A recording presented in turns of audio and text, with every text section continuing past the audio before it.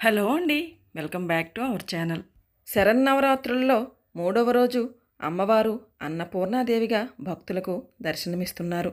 అందరికీ అన్నం పెట్టే అమ్మగా అన్నపూర్ణమ్మను కొలుచుకుంటాము. అసలు అన్నపూర్ణాదేవిని కొలిస్తే ఎప్పుడు ఆహారానికి ఇబ్బందే ఉండదు. అన్నపూర్ణమ్మను కొలిచిన వారి గృహము సౌభాగ్యంతో వర్ధిల్లుతుంది. శ్రీ అన్నపూర్ణాదేవి అన్నమును ప్రసాదించే మాతృమూర్తి. అన్నం పరబ్రహ్మ స్వరూపం. అన్నం సర్వజీవనాధారం. అన్నం లేనిదే జీవులకు మనుగడ లేదు. శ్రీ అన్నపూర్ణాదేవి ఎడమ చేతిలో ఉన్న బంగారు పాత్రలో ఉన్న అమృతాన్నము వజ్రాలు పొదిగిన గరిటతో సాక్షాత్తుగా ఈశ్వరునికే భిక్షను అందించే అంశము అద్భుతము. ఈ లోకంలో జీవులు ఆకలిని తీర్చడం కన్నా గొప్ప పని ఏదీ లేదు. ఈ నిత్య అన్నదానేశ్వరుని పూజించడం వలన అన్నాదులకు లోపం లేకుండా ఉంటుంది. ఇతరులకు అన్నదానం చేసే సౌభాగ్యాన్ని పొందగలుగుతాము. ఇతరులకు అన్నదానం చేస్తున్నామంటే మనకు పుష్కలంగా అన్నం ఉన్నట్టే. మన ఇంట్లో అన్నం ఉంటేనే కదండి ఇంకొకరికి మనం అన్నదానం చేయగలము.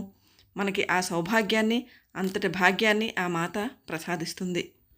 పూర్వం ఒకానొక సందర్భంలో ఒకసారి శివుడు ప్రపంచం మొత్తం ఆహారంతో సహా అంతా మాయ అని వ్యాఖ్యానించారట. ఆహార దేవత అయిన పార్వతికి కోపం వచ్చి భూమిపై ఉన్న మొత్తం ఆహారాన్ని మాయ చేసి ఆహారం యొక్క ప్రాముఖ్యతను, విలువను తెలియజేయాలనుకుని నిర్ణయించుకుంది. ఇంకా భూమి మీద ఉన్న ఆహారమంతా అదృశ్యమైంది. ప్రపంచం ఆకలితో బాధపడటం ప్రారంభించింది. శివుడు చివరికి పార్వతీ వద్దకు వచ్చి ఆహారం ప్రాముఖ్యతను గుర్తించి ఆమె తలుపు వద్ద ఆహారం కోసం వేడుకున్నాడు. పార్వతి సంతోషించింది. శివునికి తన చేతులతో ఆహారాన్ని సమర్పించి తన భక్తుల కోసం వారణాసిలో అన్నపూర్ణాదేవిగా దర్శనమిస్తుంది.